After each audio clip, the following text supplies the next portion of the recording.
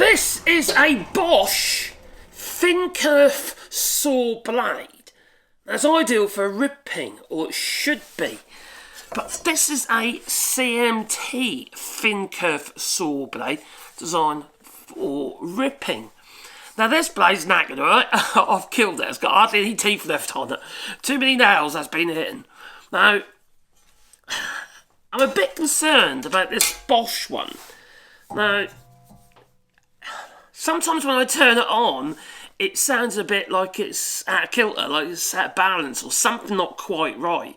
Then sometimes turn it on, it's fine. Like, it probably, I don't know, that don't sound right to me.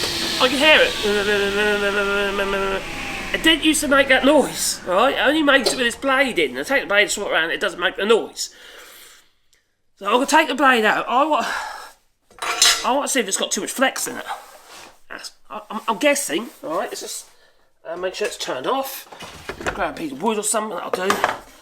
Right, let's have a look. Just a bit of wood just to trap the blade. Oh, crikey, it is flexible.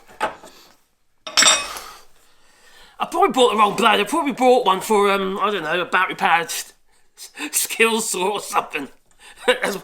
Might be. Won't be surprised. Sort of thing I do, you know. Just take my nuts off. Alright, I got my nuts off. Whoa! Don't do that in public, I'll tell you. Right, this is a Bosch. Oh, I might have been right. I just noticed something. It's that. Isn't it?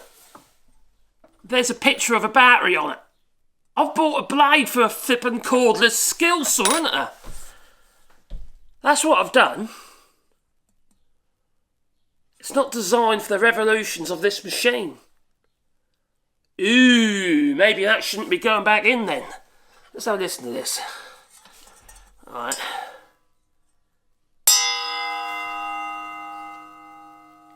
Let's listen to this one.